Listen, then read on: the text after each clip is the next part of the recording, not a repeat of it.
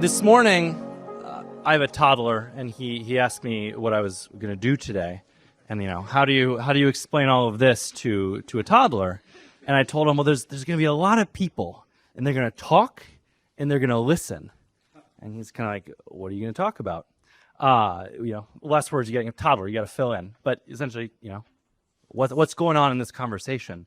And I told him, again, how do you explain economics, ownership to a toddler? And I said, we're going to talk about how we make things and how we share. And he informed me that that's exactly what they do in Miss Lely's class. So worker ownership, so easy that even a toddler can do it.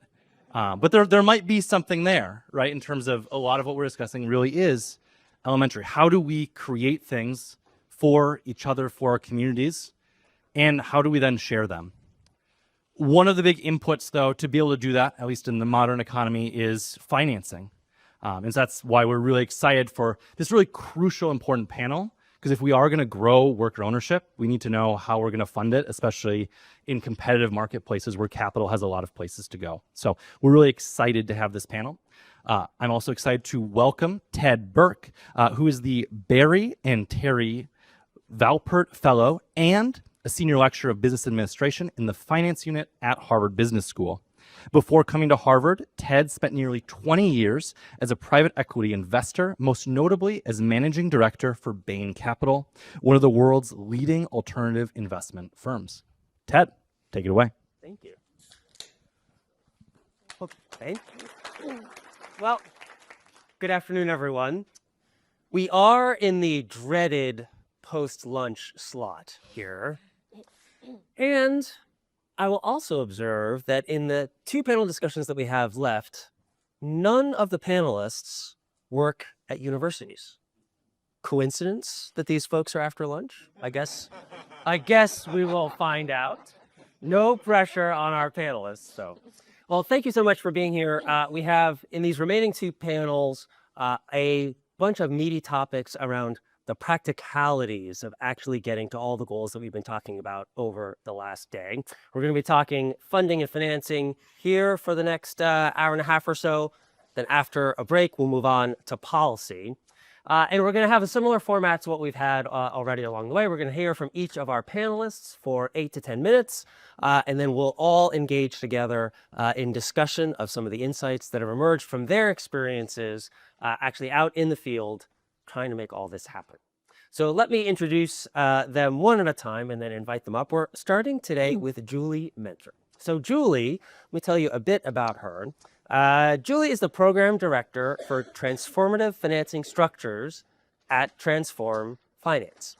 She previously served as chief investment officer for New Media Ventures, and her work currently focuses on mobilizing capital toward alternative ownership enterprises focused on investor education, your work, community building, and partnerships. So please welcome Julie. Thank you. Thank you, Ted. Thanks, everyone. Thanks for to Harvard for having this conversation, to the Institute for Business and Global Society for having us. Excited to have talk ownership, anytime. Trying to figure out how to do this. Okay, I have my notes here.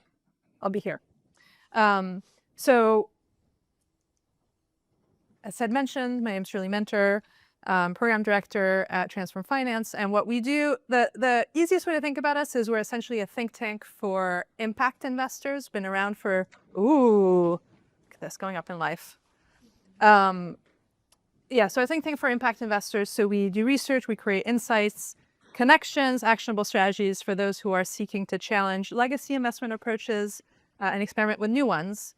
And for us, essentially, the way, what we're looking to transform in finance is to have the way our money flows align with these three principles that you see here, that those affected can design the outcomes, govern processes, and share in ownership, that investors add more value than they extract as returns, and that risk and returns are fairly allocated among stakeholders.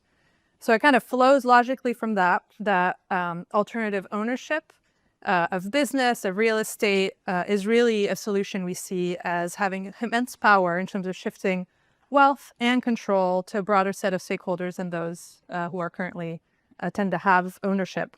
And I love employee ownership because that's an area where there's significant near-term impact that's possible. So that's why I'm here. And maybe just to give you a little bit of context for us on where this conversation sits. I think, excited this is hosted by the Ownership Project, looking kind of more broadly than just employee ownership, because that's also a way that we think about it. And, I feel like we've talked about this so far, but in the conventional enterprise models, the companies and the investments designed for it tend to consolidate wealth and power into the hands of the few. But there is a really rich body of work of folks who are building new possibilities and these alternative corporate structures that are essentially designed to share wealth more equitably, be governed more democratically, and be committed to a mission for the long term. And there's dozens of models, and there's no one size fits all. There's no silver bullet. I feel like that's the top line of this conversation and of many similar conversations. And I offer this framework because we found it to be helpful to help folks kind of position their work in a broader context and help to connect across bodies of work that may seem very different but are actually connected.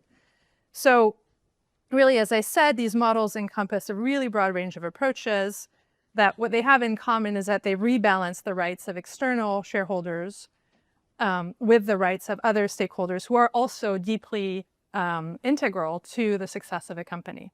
So some models benefit benefit to workers. So those are a lot of the models that we've been talking about here: ESOPs, co-ops, ESOPeratives, which is a blend of the two. But there's also models that are really designed around centering a company's purpose.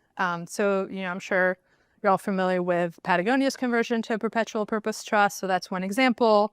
There's foundation ownership. Ninha, in your opening remarks, mentioned Novo Nordisk. So there's a lot of companies, even benefit corporations are kind of a lightweight model there for boards to consider mission of a company on par with their financial duties. And then this is where we see an intersection, right, of EOTs as a model that intersects with workers, but also with purpose. And then finally, there's a set of models that are really dedicated to stakeholders that are neither not workers, not a purpose, but really other sets of stakeholders. And I think in this conversation, I find it interesting to presence it because this is the land of a lot of producer cooperatives, like Organic Valley, Land O'Lakes, of customer cooperatives or consumer cooperatives like REI. And actually, if we look at the space of alternative ownership models in the US, these are the biggest. This is the biggest model. Rural electric co-ops, on and on and on. And I think there's something interesting perhaps to be gained by looking at, these co-ops have gotten quite large. What might we learn from them? So that's the context. But for employee ownership financing, which is the topic of this panel and kind of my remarks, I want to do a little bit of just setting the ground on, like, often when I talk to people about investing in employee ownership, just the premise seems odd because they're like, well, don't the employees buy it? Like, where do investors come in? And how does it even work? So there's kind of three stages at which capital can come in. One is at the conversion level. So when a company goes from being just a regular company to employee-owned one, startup level, newly created company, and then ongoing financing, right? Mature companies have need for capital, for growth, and for other needs. By and large, where the bulk of the activity and kind of the energy is these days in terms of financing, it's really around conversions. And there's a lot of reasons for that. But that is kind of suffice to say that's when we talk about financing, by and large, we're talking about financing conversions. And the way these work is essentially when an owner sells a company to its employees, the owner, right, wants to be paid at that moment. The employees don't have the cash. So the way it works, essentially, the seller will say, hey, you owe me money over time, and gets paid out over time. That's a seller note.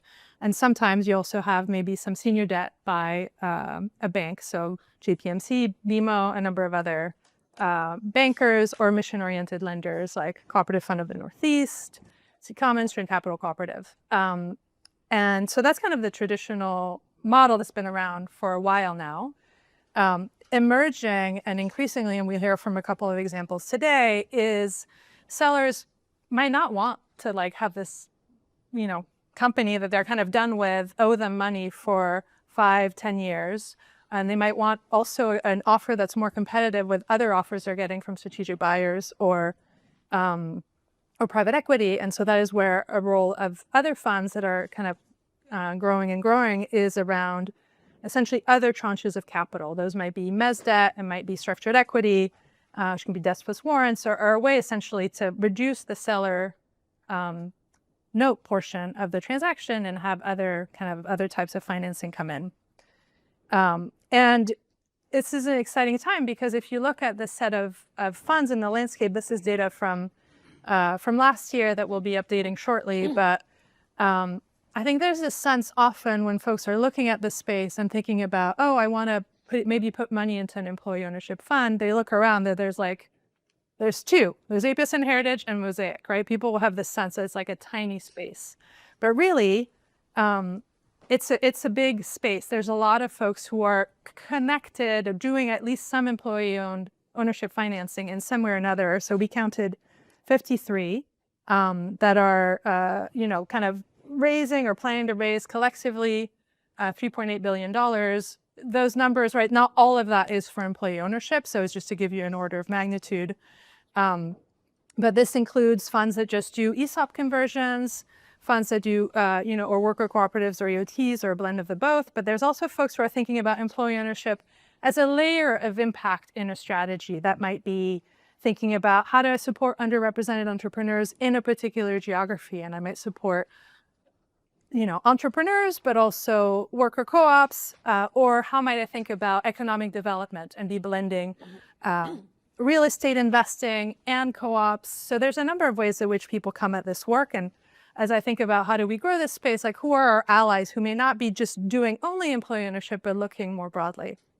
The other piece that I want you to take away from this chart on the right that is very small, but very cool, as you can see, like the blue bars, right? Like ping, ping, ping on the more recent years. And that basically what this chart is saying is, while there's a number of financing institutions and employee ownership that have existed for decades, CFNE, a number of others, more than a quarter of the funds operating today were established in 2020 or later. So we're really seeing a huge increase in the number of funds in the space, and that is very exciting. So that's, this database is on our website. You have the link there if you want to go look in the details. You can get latest and greatest. And then, so this is hot off the press and like numbers that are very, very directional. I was talking to some folks about like fine tuning them, but thanks to cool research by Joseph Blassie and his colleague Matt Mazuski at Rutgers, they did an updated estimate on the number of businesses suitable for conversions. And if you do a number of rough, assumptions and estimates, it gives us the amount of, essentially the size of this market, right? If we were to convert these businesses, is $3 trillion. So when you think about the number of funds operating today and the size, right? Even if that generated an estimate of $4 billion, we have a ways to go, right? This is a huge investment opportunity that could translate in a huge amount of wealth for workers. So don't quote me on these numbers. We'll have a public version of them soon.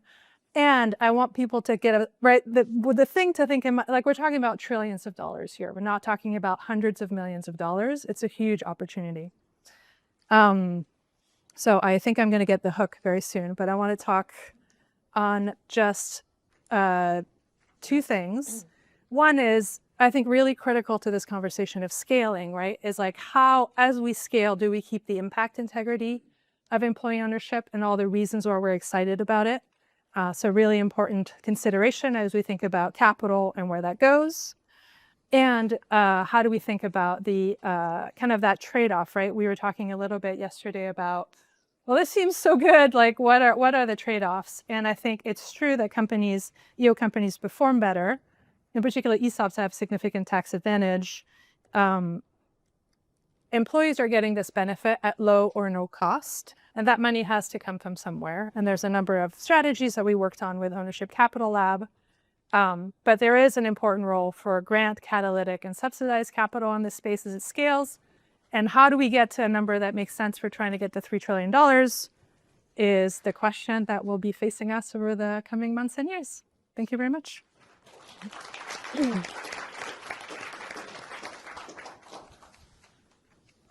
Fantastic.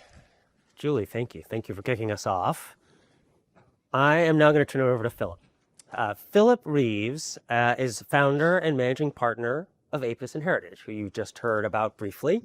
And he oversees the firm's investment strategy, leading debt capital raises, and he serves as a permanent member of the investment committee. Philip, you bring to all of us, sharing with us today, your decade of investment experience, scaling small businesses, private and public sector, as I understand.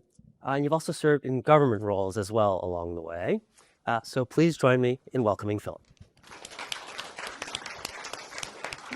Well, it's great to be here. I did not bring slides because we are one of those firms that's raising. And so I've seen our slides now a million times and I'm tired of them.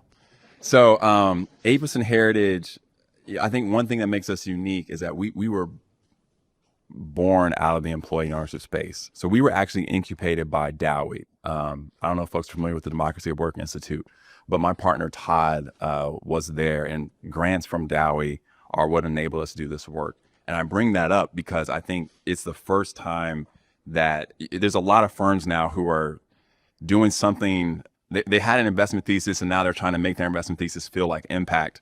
And I think what's unique about us is that we've only known impact from the start. And so you can see it in the way we invest, our memos, what we're telling to investors, how we communicate, the stories we tell, and it all shines through. And I think that's something that is not unique to us. I think the employee ownership space writ large is extremely collaborative. I think everyone here is special. I know we've talked to Chris and team, we've talked to Butcher Joseph, we talked to everyone. Everyone has shared what I would think to be trade secrets. And so it's been really fortunate, and we do the same.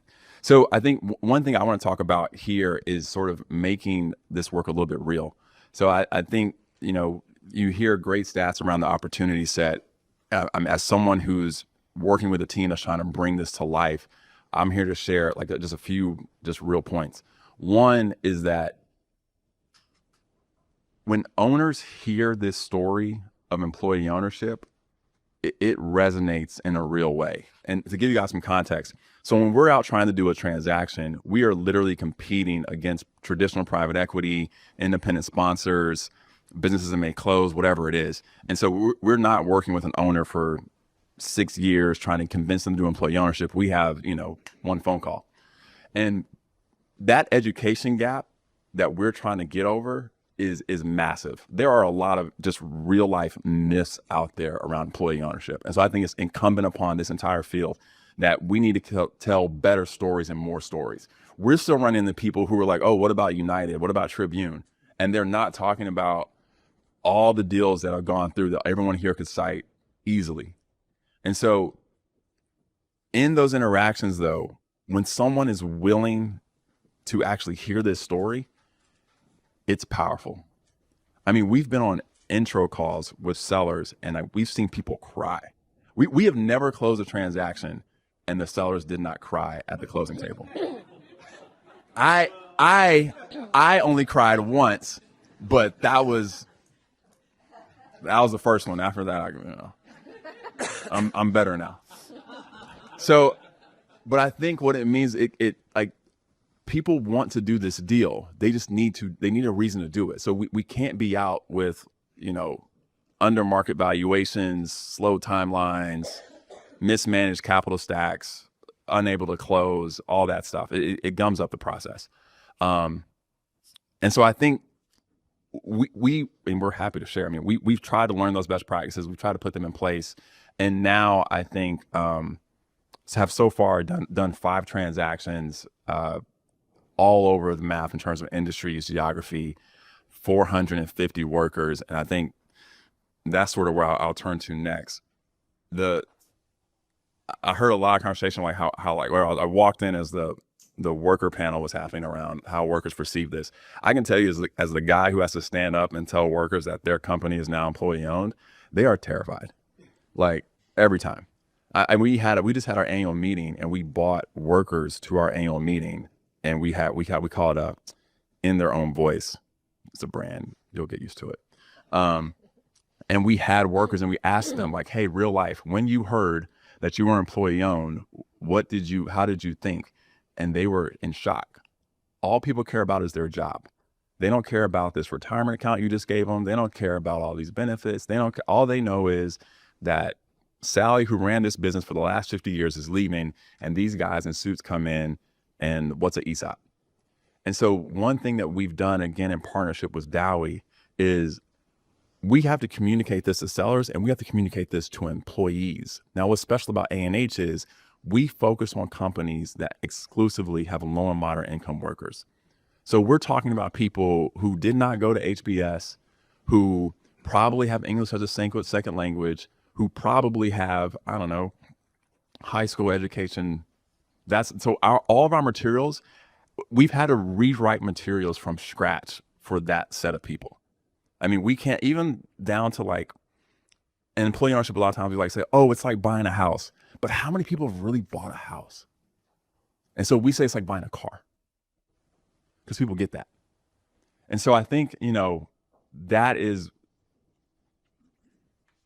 it's critical. I think this is one thing, to Julie's point, we can't just do these transactions and like have this really cool benefit.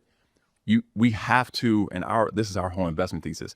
We have to do these transactions and bring the worker ownership culture mindset to these companies. And I'm telling you, that is extremely expensive. It is extremely time consuming. It is convoluted. It is messy. But on the other side is very good results. And so we have real life stories of ideas that did not come from us sitting in some boardroom. It wasn't written in some investment memo. It came from the front line. We have an investment in Texas, the largest landscaper in Texas. They used to do big commercial projects like Amazon warehouses, malls, big streets. They would order. So part of what makes this company unique is that they always finished on time, on budget. Part of the trick to how they did that was they over-ordered plants. And so that way, they never had to go back to the supply house to get more plants. They could always finish on time. As a result, at the end of a job, they would leave piles of plants laying around, just off to the side, just whatever. One day, guy on the crew comes up to the one of the project managers post-transaction and says, hey, all the trees that we keep leaving on the side of the job, we can take them back to the supply house and we'll get our money back. And then we'll get our share price higher, right? That's how this works, right? And the guy's like, actually, yeah. And so now every single crew brings the trees back. And we have that at every company. One company, we had to double the size of the workforce. Again, quickly. Had no idea how to do it. Boardrooms kind of sitting around looking at each other. Guy comes in, he's a plumber. Guy comes in, he's a regular plumber. He's like, you know what? We should have a job fair. Company has never had a job fair in its 40-year history. They have a job fair, fill all the jobs. And so that, what I'd say with that is, that translates into what we in finance called EBITDA, value creation, net income, cash flow, returns for our investors. That's where this goes. And I think to the point earlier, I forgot who brought it up around just capitalism. I think employee ownership is uniquely situated to take the capital markets and drive it toward the outcome we want. I mean, capital has to seek returns. And this is a unique way where we can do that and happen to do good along the way. And so I think it's an incredible opportunity. I think this field is amazing. Huge credit to all the practitioners here. Anything we can do to be helpful, we're more than happy to support. And so I'll leave it there and pick up on the panel.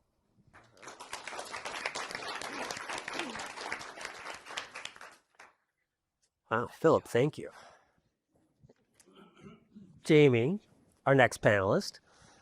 So Jamie Finney described himself as a recovering venture capitalist, which which I look forward to hearing more about. He's from Colorado and was a founding partner, a previous role, at the Greater Colorado Venture Fund. And he, as I understand, his journey to employee ownership involved lots of long nights and long conversations in the rural parts of Colorado. So looking forward to hearing more about that.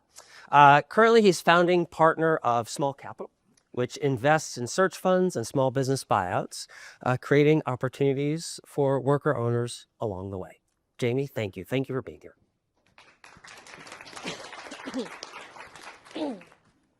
Yeah, thank you for having me. I will apologize to the academics in the room when I very loosely cite numbers that you probably found. And they're coming from Alison and Julie, who did actual work. So just to get that out of the way.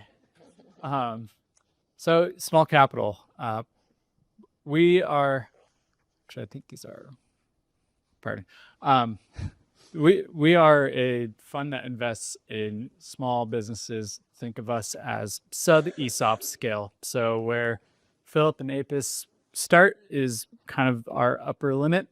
So we're looking at companies that are kind of 500 minimum up to often 2 million EBITDA. For the framing today, I think I want to tell you about SmallCapital kind of just through how we conceived it. Because for us, it's really important to just make sure that what we're designing is the thing that we actually think can scale. And it's the thing that actually will accomplish what we want to accomplish for our own communities. And so I think that framing hopefully is helpful for then when we get to the end and the juicy bits of just the financing and how the dollars make it happen. So my partner Turner, his background is from social entrepreneurship, started a couple of organizations scaling in food systems. And for me, as you heard, my background is in venture capital. Specifically, my last fund, we started to provide venture capital for rural Colorado-based companies. And so our reason for existence was proving that there are viable startups, the future stable employers of these small towns, and they're located in every town. And we just need to prove that they're there. So what that meant is that we, all three, myself and my two other partners there, had vans and campers, and we drove all over the state just scavenging for startups. Generally, we'd arrive and someone would be like, I don't know what venture capital is. Why are you here? And then we'd kind of get talking and they're like, oh, you're finance. Got it. I think you just want to talk to like awesome local businesses. Like, perfect. That works for us. We did thankfully meet the startups. Those exist. But in the process, we also met just a bunch of other really awesome local businesses. So come our second time to raise our second fund for Greater Colorado Venture, I carved out some time because I wanted to work on a lot of these opportunities for capital and community wealth and returns that were all the other businesses we met along the way. So with that, I don't need to tell this room anything about this, but we really think of the investment opportunity leveraging EO as a solution, but a solution to what? And that's kind of the core of how we design what we're doing, is we ultimately need to figure out the problem. So what's the first problem? 2.9 million owners that they need transition. Kind of back to the stats that Julie gave us, like the numbers are just astounding. The napkin math version is in my hometown of 30,000 people. There's 680 businesses that need succession. Like that's the scale of this. If we did 680 Durango, Colorado based conversions, like we would 2x the entire space and then some, 10x. So owners need liquidity. I want to get to employee ownership, but I can't really do that unless I'm addressing this problem, what the owners need. So the solution is private equity. That's kind of what we got right now. My hope is that is actually what we call private equity, is kind of like the infant, maybe preteen version of what's the future of shared equity. But for now, that's what we're competing with. That's the game we're playing. Employee ownership, that kind of blue circle is 500 million assets under management, I think.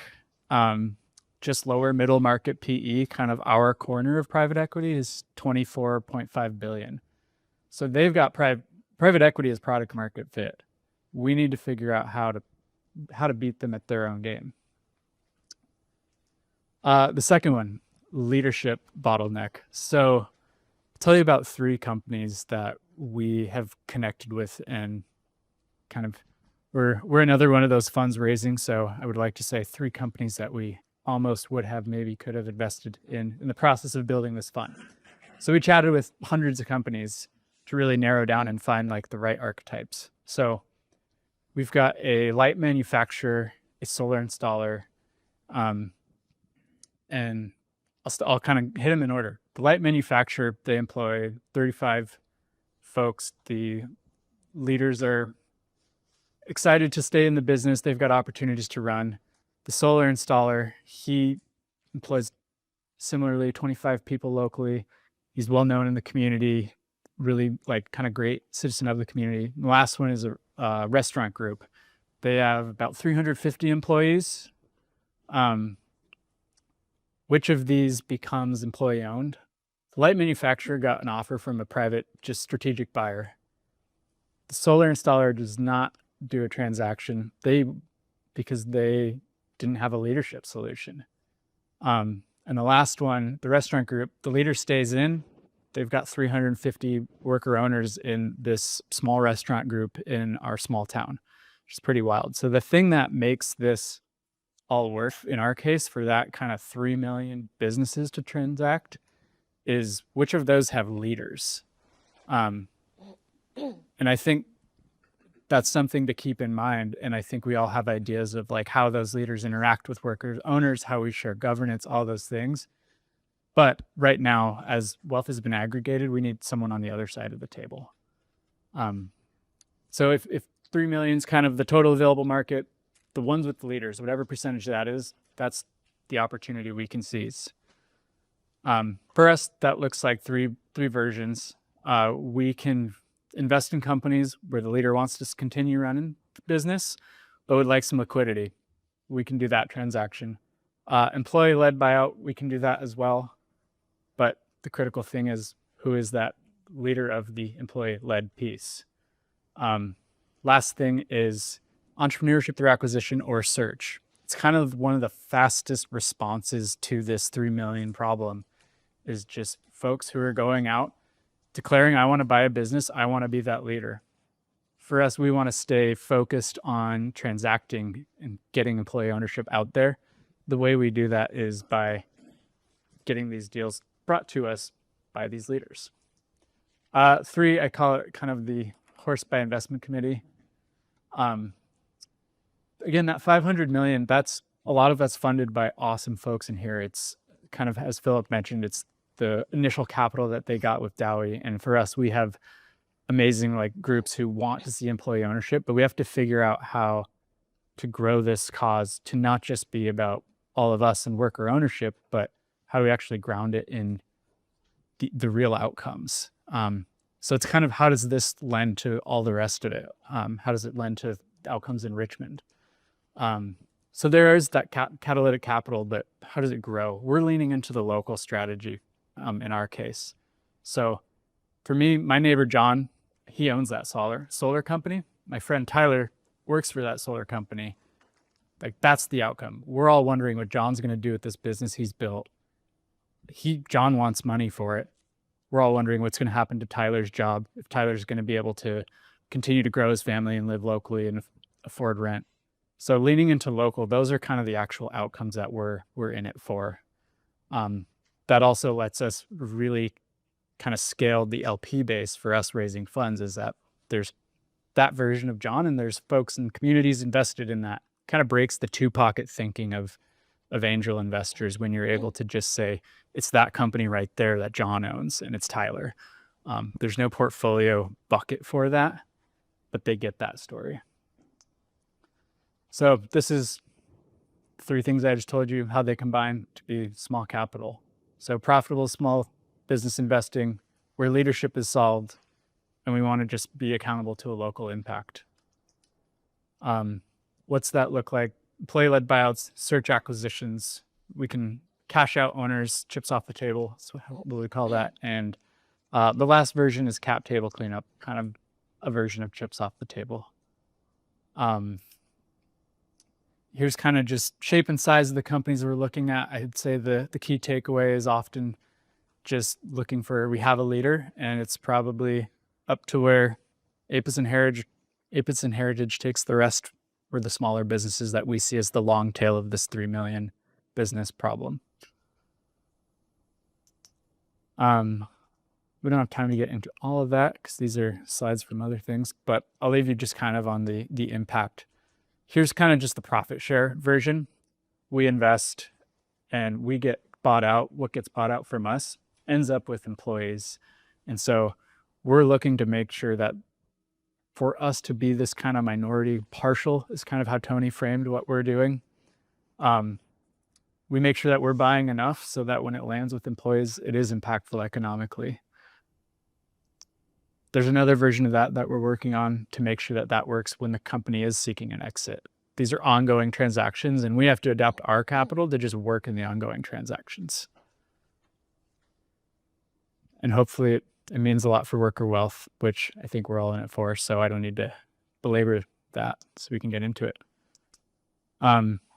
That's kind of how we got here so far. So thank you.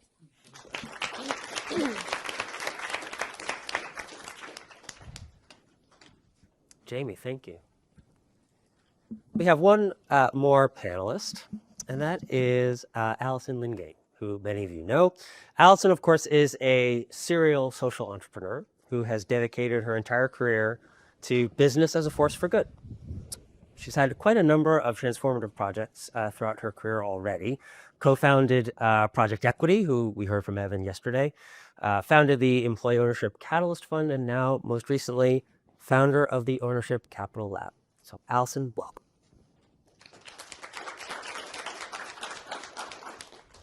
Thank you all. Super grateful to HBS for all of the work. I know how much work it is to put on one of these convenings, and to all of you for sticking around after lunch.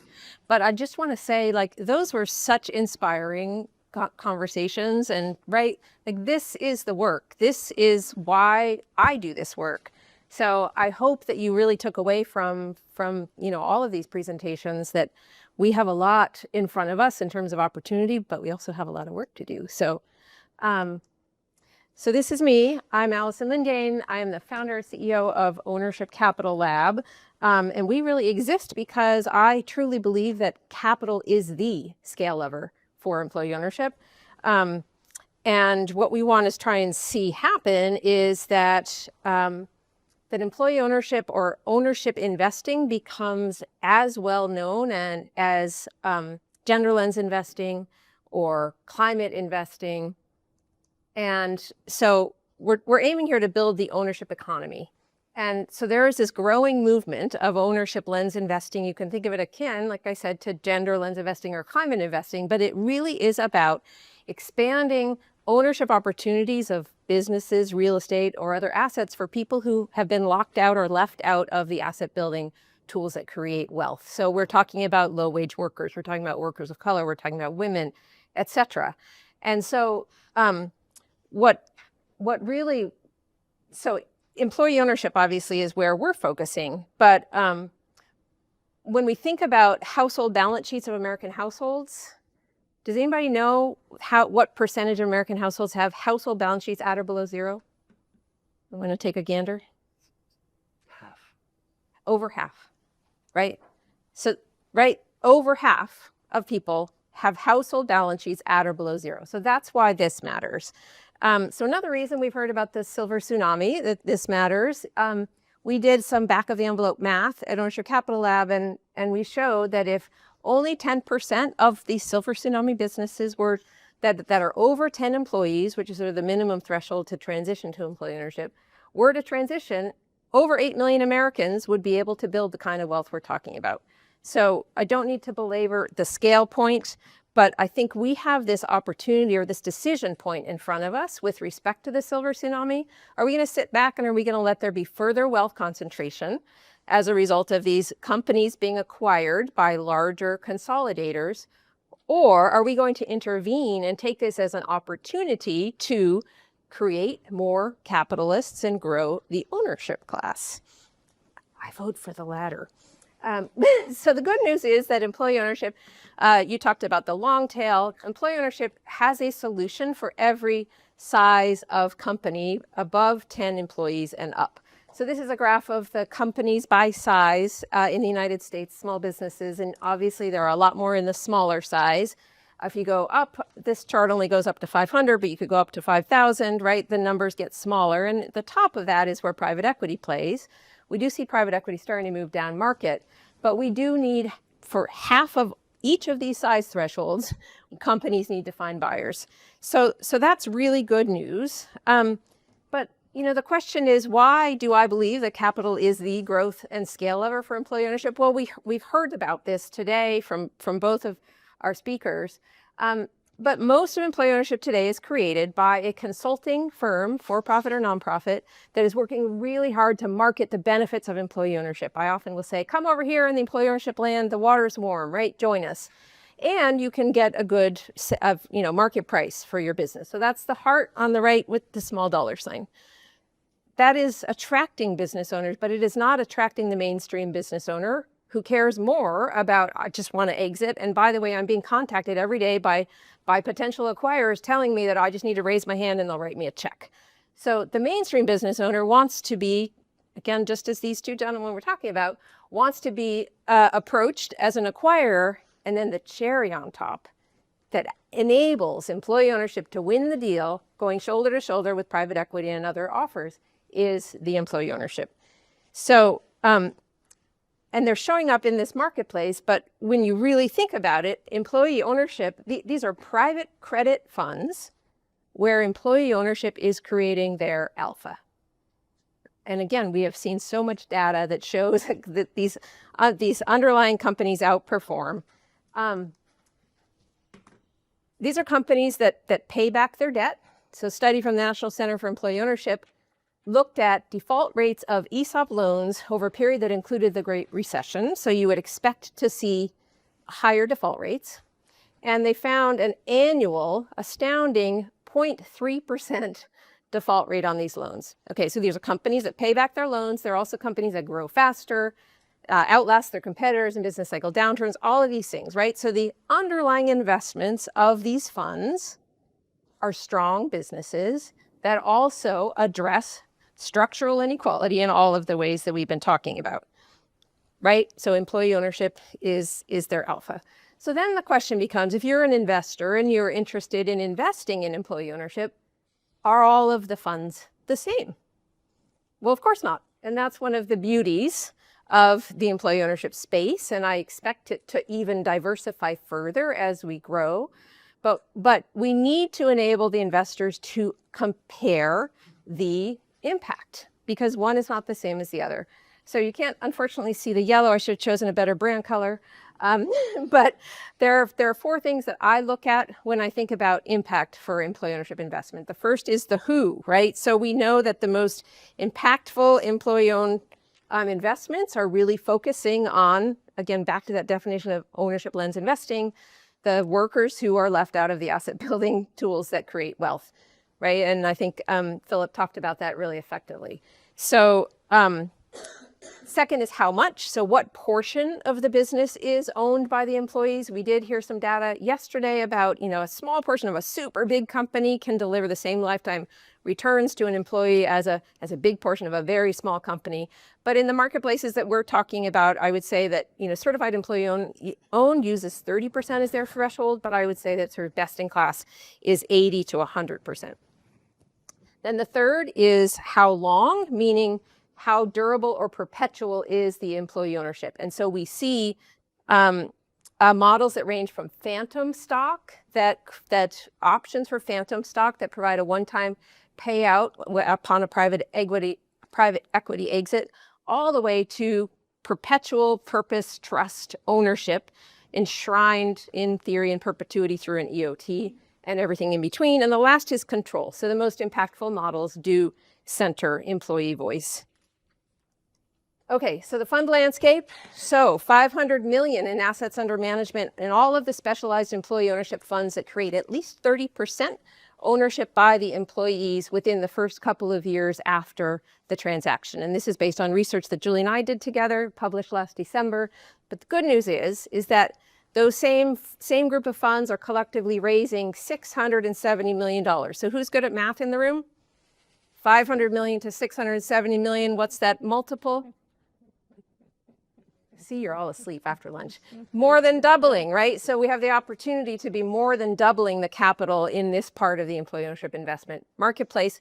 Those funds additionally are going to be needing $1 billion alongside of their investments. So what kind of capital do these funds need? And we, again, heard a little bit about that. The answer is every kind of capital. So we need market rate capital, we need catalytic capital, and yes, we need philanthropic grants. Most of the funds in our space are emerging managers. We also need grants to fund the infrastructure within the field and the systems work that's necessary to grow the capital marketplace. So if you are a funder or know somebody who is, please tell them to lean into this space because we need you. So the question is, where do we go from here? And we've been thinking a lot about this at Ownership Capital Lab. We have just wrapped up a project with a wonderful group of MBA students, not at this institution, but on the other coast at UC Berkeley Haas, where we have been interviewing folks from other investment spaces. So impact investing writ large, gender lens investing, climate investing, to say, well, how did you get from where you were back when you were as nascent as we are now to the bigger scale of investing? And what does that look like? What are the stages of growth? What are the things that we can learn from that we can do? And we have a very rough draft of this that we're going to be doing some socializing, getting broader input over the summer with the aim to release a roadmap for employee ownership capital by the end of the year.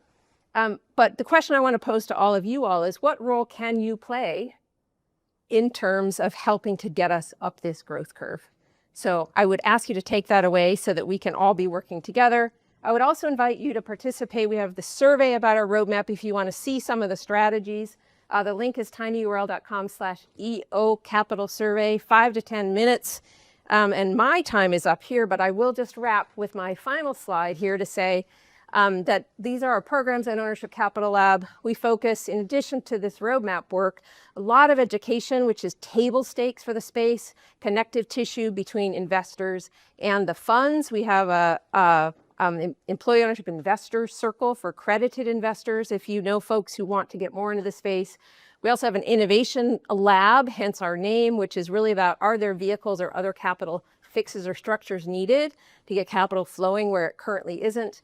And then our action lab is really about our test and learn and how are we tapping more scalable government or other sources of capital, donor advised funds, et cetera. So for example, the new bill is a very exciting development in that arena. My contact information is here. If I can help you be an effective steward of helping us get up that growth curve, please don't hesitate.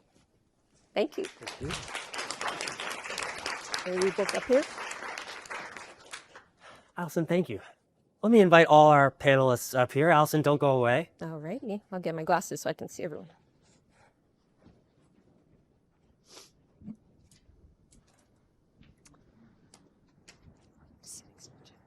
All right. Well, thank you to each of you. There are so many questions of where we could go. I'm going to kick things off with a couple of questions of my own, and then I'm going to open it up and invite everyone else into the conversation. It was interesting that each of you talked in different ways about the silver tsunami, which, funnily enough, is a topic I hear a lot about often from my students. They are approaching it around this school from a different angle, which is often a search fund angle. You'll have someone who came to Harvard Business School having spent some time in the world of finance, perhaps having even worked in private equity. They now want to do something more entrepreneurial, and they're interested in these same businesses that you all have talked about. Why is this the space where you all think you can have the most impact towards employee ownership? So why not alternatively say, okay, instead of doing 10 investments with 25 employees each, I'm going to try to do one where there's 2,500. why is this the space that's been attractive for you all? Maybe, Jamie, could I start with you? Yeah. I think for me, it's kind of, I operate by proximity and where am I qualified for and what's the biggest version of that silver tsunami problem opportunity. And so to me, doing a repeatable model, like we're going to be as narrowly focused on finance, where can we just apply that the most often was just kind of that size of business that fits search. And then for us, we learned a lot of hard lessons around just that leadership gap. And so search just simply is a solution to that. And we kind of just see that as just the one constraint we're working within and designing backwards from there. What would happen if you went after a bigger business? I would refer them to Philip. For us to, our pipeline's like shamelessly leaning into our backyard. And so that lets us coordinate around like this size business and know that if I'm making a difference on this problem, it should just be accountable to like that, the number I put up of like the theoretical 600 companies in my hometown. If I went for a bigger business, that might be like 5. Actually 3 of them are employee owned already. But so for us, it's just, it lets us like, it kind of centers us on the biggest version of this problem is the one just in our backyard. If I'm not solving it for them, I'm not solving it at its most skilled approach, at least for us. And Philip, how did you decide, as you were thinking about building A&H, where to focus? Why this part of the market? So I think for us, we thought it was an attractive opportunity. I think the capital markets I reference have gotten really good at massive scale. And so you'll see valuations just climbing to levels that even investors now are like, is that company really worth 18 times cash flow? And it works when you're at that scale and you have, different levels of capital markets and syndicated loans, et cetera, and the ecosystem isn't that built out yet. And so we went to where we thought was sort of a sweet spot between, hey, there's enough scale where this is a real business, and it's a little under the radar of the traditional private equity market. I think our ambition, though, is to go there. And we're sort of, and even this week was a big finance conference called Milken, where they had, people estimate there's $10 trillion in the room at Milken. But on the panel, you hear like a money manager who has $50 billion talk about like, oh yeah, we bought this business.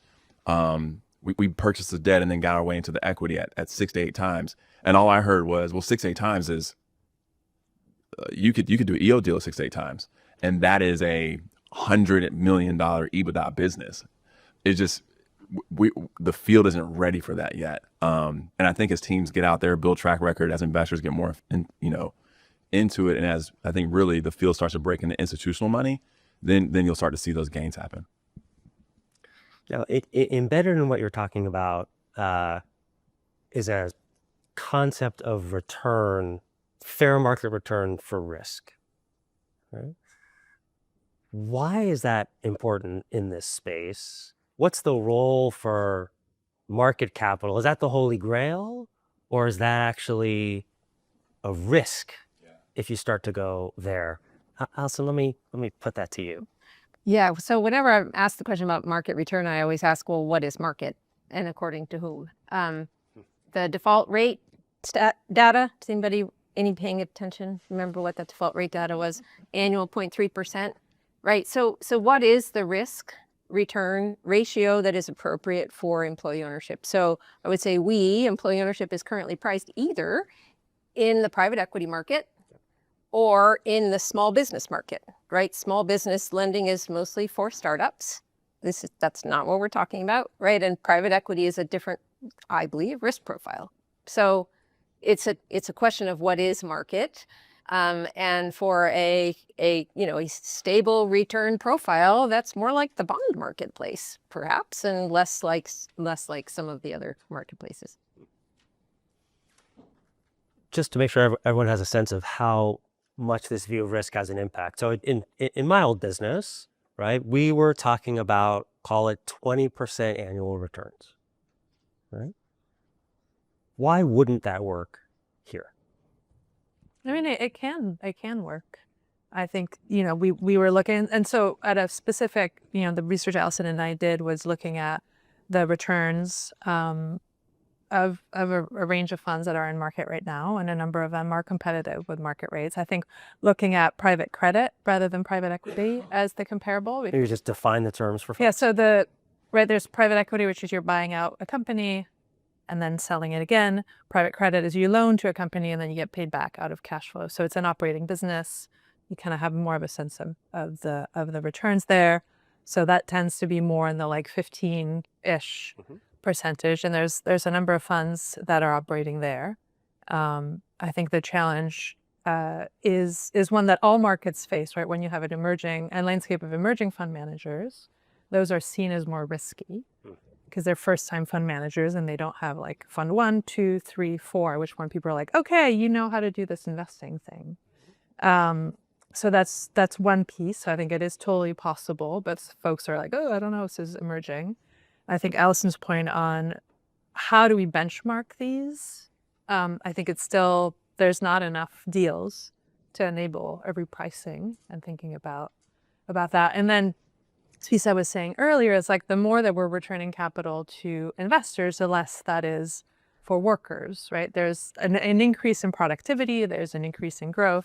And if ultimately we're thinking about what does this mean for workers, I think it's important to examine what we're looking at, as we come at it as Transform Finance, right? Of like, how does this build, how is this a system that is, where everyone benefits? The investors are getting return, but it's also not at the expense of extracting from workers.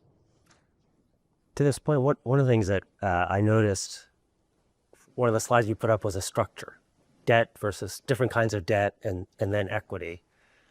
And I looked at that and I said, these deals, these transitions, these conversions, they're leveraged buyouts. They are quite literally leveraged buyouts. And I use that term deliberately, right? That's a loaded term, so loaded, in fact, that you've got a whole industry that used to call itself the leveraged buyout industry that now says, no, we do private equity. We've rebranded ourselves.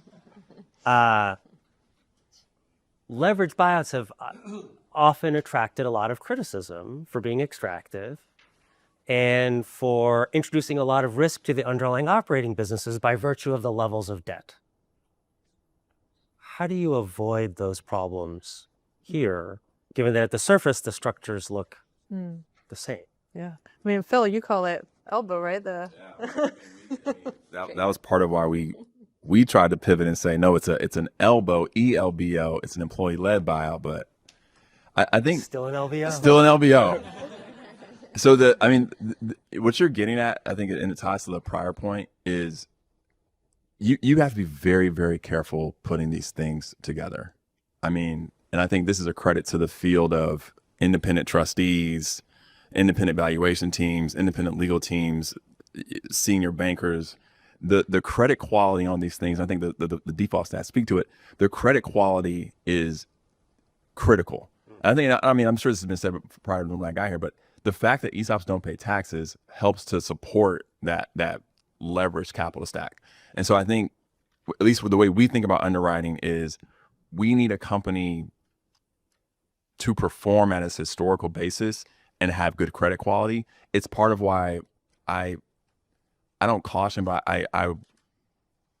the field should be mindful of it, the level of risk it takes to get 20+% return requires a lot of upheaval in a business, and and Julie hit it right on the head. It's someone's actual retirement you're playing with. And so for us, it's like, if we want to hit a safe return, the proper return for our investors, and we don't want to put anyone's literal life savings at risk that we just got to them. But you're right. It is why, in our deals, we try to get in, de-lever as fast as possible, and take full advantage of those tax savings. And the thing I'll add is what's exciting about this field is there's all sorts of interesting experimentation happening, and figuring out how do you put in equity in addition to debt is one of the big things that people are trying to figure out, because it is, right, the ability to take on debt of businesses is limited, and you don't want to over leverage And so I think that piece of like, how do you think about more warrants maybe? Like there's a lot of interesting experimentation, or starting as you're doing with smaller portion of the company that's employee owned, when that's paid out and you do it over time. So that allows you to reduce the debt burden. So Maybe like one just good relevant piece on that is as the like entrepreneurship through acquisition space kind of explodes to the point of being like a fad. There are funds. Don't tell my students that. Well, your students will work with us, so it's, yeah. If they're lucky, yes. But yeah, a lot of those funds are, it's kind of skewing to like, to me, it feels more like a venture capital practice of like 2 decades ago, where they're pitching really strong returns, like very high. And so we're kind of like having to watch that and think about, well, they're going to then use a really high risk approach. That might be fine for just the searcher who's buying it, and they can take on their debt, their risk, but that's not so fine if it's employees who have had, they've worked at this company for 10 years, new ownership comes in, and then everything gets ramped up and it's kind of make or break. So for us, even, we're having to like figure out how to somewhat counter position to be like, we're looking for the searchers who are not going to gamble, because we don't want to be the employee fund that gets employees, getting them equity in that acquisition only to see it go to zero. We need to be figuring out the durable part of that market. Yeah. Can I add one more Please. comment to that, which is, the post, whatever you want to call it, post-transaction support, employee ownership culture development. If I were an investor, I would never invest in a fund that wasn't explicit about that being an important part of the work.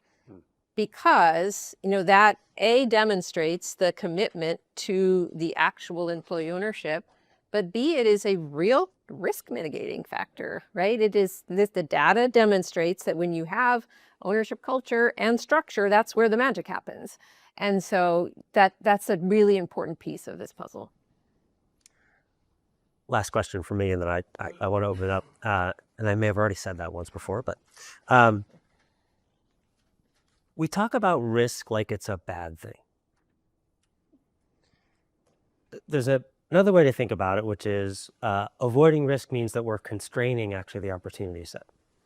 That there's a set of businesses that maybe don't have stable cash flows, that maybe don't have collateral, but where the employees and the underlying business itself would also benefit from this transaction. How do you think about whether being risk averse is a constraint? Is that a bug of what we're doing, or is it a feature? Maybe Julie, let me invite you in on that. Well, I was actually talking to Stacy earlier about this. We were saying, in her work in community and supporting co-op development, there's this idea, right, of like not taking on too much risk. But she was saying in the low-income communities they work with, people are like, I have nothing to lose. So like, why not, swing for the fences?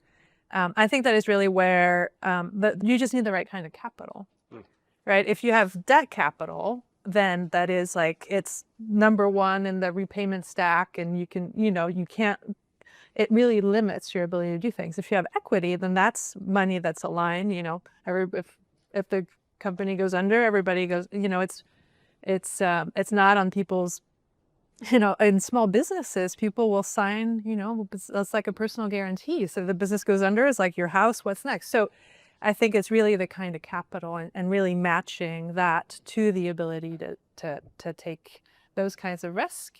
And I think that is where, when I talk to startups, I'm like, I don't know about maybe the co-op isn't the first step, right? You think about, how do you set up a really large option pool and have that option pool distributed to all of your employees instead of just your top engineers?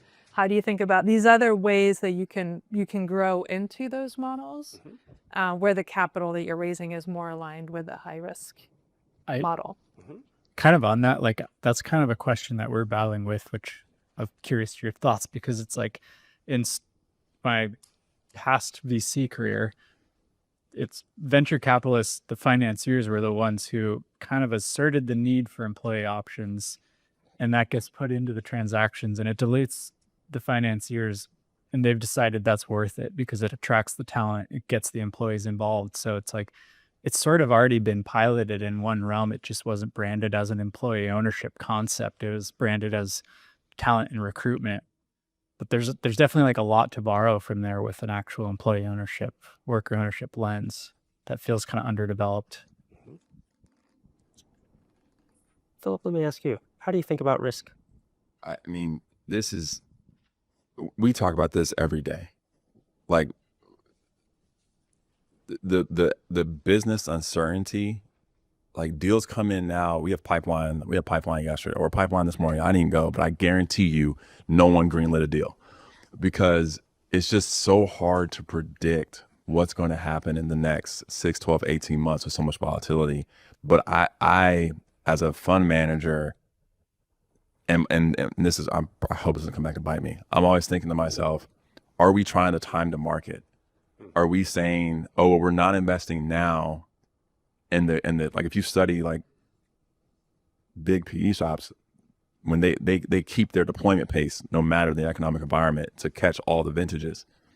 And but again, because of the way we invest, the type of capital have the pressure to do performance and impact, to not have LPs questioning why did EBITDA go down this year when you knew, and it's just it slows that deployment pace, and then you're like, oh, did I mismanage the actual execution of fund development? So I think it's something that the field is grappling with, and I think probably our field grapples with it more than just other structures. Love that. Thank you. Let me open it up for questions. Brian. Thank you. This has been great. Fascinating to see where the field is on an early stage of the journey. I guess doing the math, your average fund size is $18 million, up to $500 million across 27 funds, and with the layered on costs of the culture building. That's the average, not the median. Correct. The median, not the median. But there aren't a lot of big funds in that $500 million, and it costs more. And so the question I've asked each of you as you talk to the sources of capital in the emerging markets impact space, it was development finance institutions, which really helped drive the growth of the field. In the U.S., it's really CRA regulated banks who provided the capital. And I'm curious how you talk to philanthropy absent that big source of capital that can help create the $100 million, $250 million funds, as to whether they see the impact in employee ownership. Because absent a program-related mission of a foundation that says we care about employee ownership, not just wealth inequality, but this is what we do, it's hard to tap into philanthropy. Community foundations are pretty slow on the impact investing. So where do you see those big pools of capital that will help bridge the mean $18 million fund to the 180 and $1.8 billion funds over the next decade? Maybe I can comment on the 18 million number and invite you to share some comments about the actual investor profiles. So the funds are, if you look at the landscape of funds, they're bifurcated or almost trifurcated.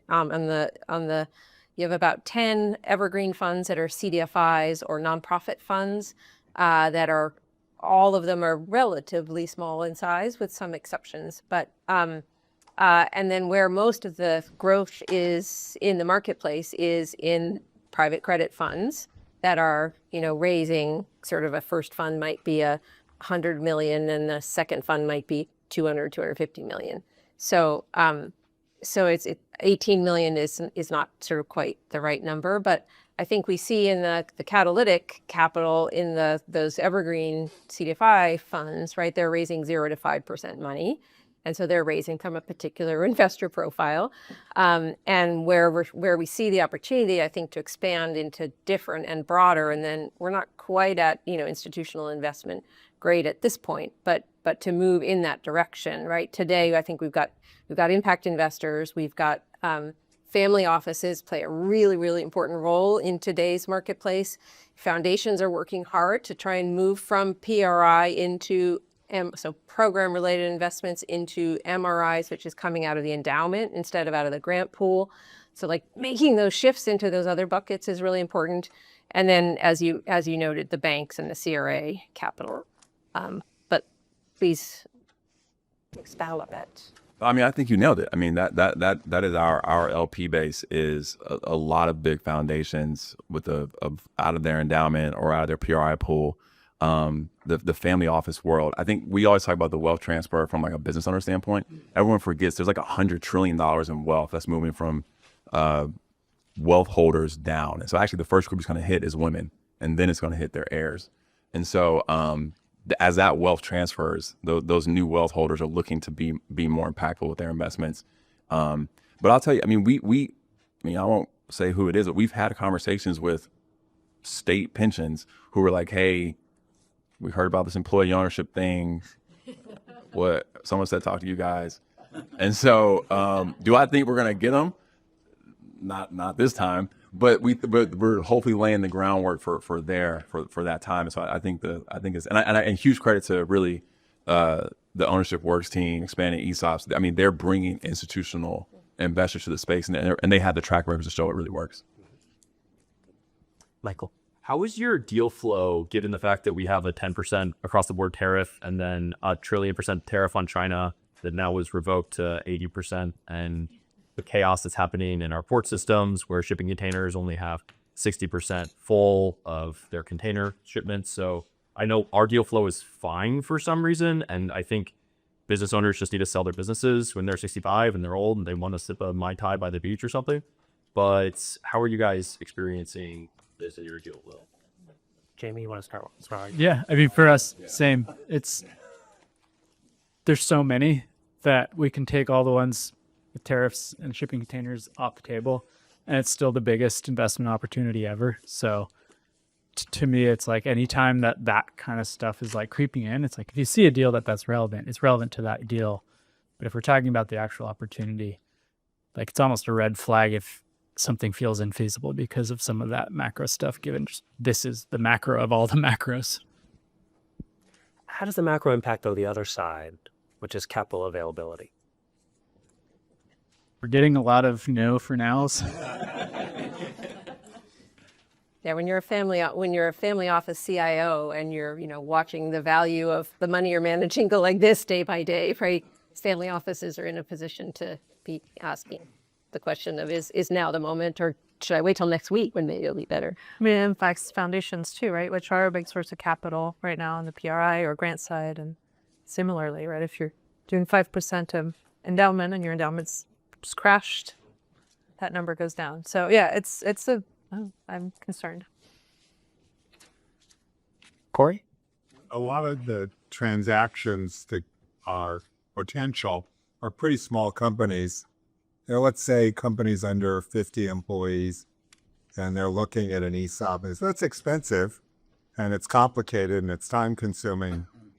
Are any of you thinking about, before that transaction, rolling up a bunch of similar businesses?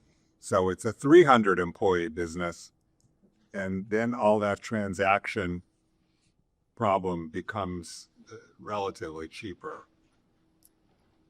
Considering, and it's kind of, for us at least, we're definitely thinking about it, but we're kind of doing that calculus similar to the like fundraising related questions on if we do that, that complexity is on us and it delays our fundraise by 6 months to maybe tackle it, assuming we can. And like, can we afford to stay in business long enough to take that on ourselves, even though I think there's something there where it might be the right way to execute it. But it puts more pressure on just us finding a way to stay alive in the meantime without the fees for our assets under management. So if anyone has ideas funding to do that.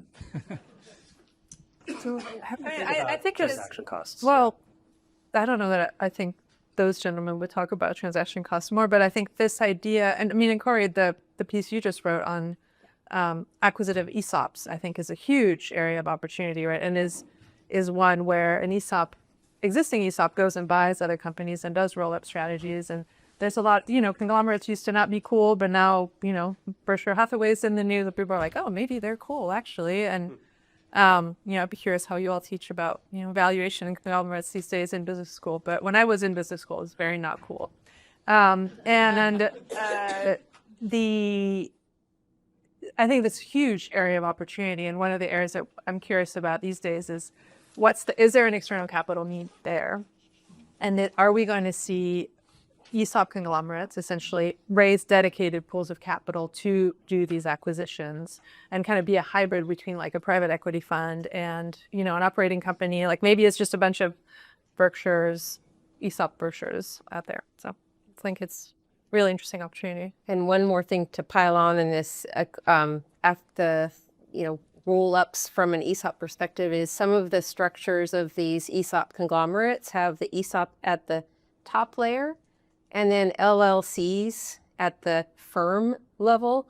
And what that can open up is an opportunity for there to be equity financing coming in at the firm level, which can help with this question of growth capital and how do we help these companies, grow as fast as the market will allow them to.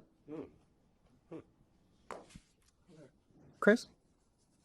Well, thank you all for being here. The question I had was, when you think about being in a competitive ecosystem where you do have private equity and other investment strategies out there, we hear a lot about where employee ownership is advantaged in areas such as legacy, and there's some tax advantages from a pricing perspective. I'm curious as to where employee ownership strategies might be disadvantaged, whether that's timing of the deal or other areas. So I'm curious to hear a little bit more about that. Disadvantage, of course. So, I mean, I think in executing these transactions, they do take longer. And I think one thing that A&H is that we're upfront about that. So, like, there's some myth in like the lower middle market where people are like, oh, we'll close in 60 days. And I'm just like, why? Like, who does that? Like, no one does that. But every time we get on the phone with an investment bank, like, oh, we're gonna close in 60 days. I'm like, let me just stop you right now. We're not closing in 60 days. And so, I think there's that, and then there's just like I've said this before, this is personal pet peeve. There's some complexity in the ESOP space around like deal terms that are not actually market M&A terms, but they're ESOP M&A terms around like indemnification and all these weird rights that are very low on the LOI. But these things stop deals, and so I think that is in like a real life transaction, you are bringing the seller along with you into this complication with these trustees, with these lawyers, and it is a lot. We've learned how to do that, but if you have like a seller who's, especially there's like a board of directors who's like, I just want the highest price, the fastest price, I'd go with the PE. I wouldn't go with the PE guys, but someone could go with the PE guys. As you talk to sellers, the people who are actually the individuals who make up the silver tsunami that we talk so much about, like, what is their hierarchy of needs? That's kind of where I was going to go, is just like, they want cash and they want like fair value for it. And then I think it's consideration for like legacy and team. And those, I think, kind of, not to say that it's always cash first and then legacy, but they want to know at least fair value, and then the other things can get mixed in. So it's not always like highest valuation wins that dry, but it does need to be competitive at least. And even then, I feel like we've just had a lot of like it's hard for us. Like, we made the financier mistake with one of undervaluing just the freedom that they wanted. It was like, more than anything else, and that's where that comes in, of like the timeline, or is this going to be more complicated? It's like, yes, I really do care about my workers, I do want that, but like, I've been doing this for 25 years and I just want to not be doing this. Yeah, and I will say, like with any market, you have to segment your market, right? No, there's no one business owner, but they do kind of fall into some patterns, and a couple of really quick stories. So I kid you not, I've been on the phone with business owners who have said to me things along the lines of, how quickly can you help me do this deal? Because my wife retired 2 years ago and she said she's going to divorce me if I don't exit my company soon. Right? So you've got the like speed matters over everything else business owner. And then you have the, you have the impact, like I care about employee ownership so deeply. So a 73-year-old business owner who was choosing the worker co-op model, a 40+ person company in the logistics and shipping, third generation family business. So it was his family legacy, but didn't have any heirs. In the worker co-op model, the employees actually have to opt in. So he's standing in front of his tall guy, long white beard of his 40+ employees. And he's saying, I've made the decision that we are going to move this company into employee owned. And I certainly hope that you will vote for it, because if you don't, I am not selling this. I'm not selling my family's business to a competitor. And he's crying, and it's like, yeah, so, I mean, you've got every profile of business owner. Some people care about speed, some people care about money, some people care about legacy, and some people care about different mixes of them. And we need to have tools for all of them. Yep. Chris? So, lest we be depressed about the mean statistic that was brought up appropriately by Brian, I think it's important to sort of look at a bigger picture here. So we have in recent years examples of large pension funds, like the Healthcare of Ontario Pension Fund, making a direct investment in Taylor guitars. And so a big national pension fund paying attention to this. Now, point two about that is what was really interesting about it, and I wrote a piece in the FT where my American Working Capital had, arguing that sovereign wealth funds should particularly be attuned to the idea of maybe making direct investments where the resulting owners, the positive owners, are the citizens of the country where they are investing. Or they can also invest in funds for which this is the purpose. And that if that's done in California, and it's helping California managers and workers become the stewards of their own destiny, then CalPERS will invest in a Norwegian fund that will make Norwegian workers and managers on their in the same way. Now, this bill, which has been alluded to here, that I talked about a little bit yesterday, it's a new name, so I have to look at it. It's the American Ownership Resilience Act. That's your aorta without the T. We are participating politically in, and it's a little tricky, in this sort of nationalistic sounding business, right? Of like American ownership. That's what both the Republican and the Democratic sponsors who we spoke to want. That's what they wanted to name this. And there's I think a legitimate high road way of talking about this, and then there's a sort of a low road way of talking about nationalism. But I think it's large capital sources like sovereign wealth funds, and who can really make that difference. And God bless the Healthcare of Ontario Pension Fund. They're doing the first thing. They put all that money in without insisting that Canadians control Taylor guitars. So this can be done, and I think we can lift the framing of this and challenge our pension funds, challenge our sovereign wealth funds to get into the game. This just doesn't have to be small. And one of the things I loved about that pension fund was they said something along the lines of, we invested in employee ownership because we see it as low risk. Low risk, yep. Right? Okay, in the minute we have left, I want to ask each of you for like a 10-second response to a question to set up our next panel, which is if you could ask government to do one thing, whether that's federal, state, local, agencies, sovereign wealth funds, one thing you could ask of government that would enable the work that you do, what would it be? Yeah. Catalytic capital at scale. So CDFI fund, SBIC, there's existing pools. And I haven't looked at the details of the Aurora. Aorta. It's hard to say.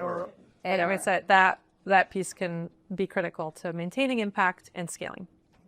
And I would second on the AORA, which is a zero taxpayer subsidized credit facility within the Commerce Department that will enable private employee ownership funds with private capital that are financing employee ownership to receive up to 1x low-cost matching government capital to increase their ability to do this work. Okay. Janie, what could government do for you? I mean, I think they're the experts, so I'm the kind of beneficiary of that. So start there. And then at maybe the like very, very small scale is it just should be like the most important thing at every single like municipal level conversation. Municipal. Can I say ditto?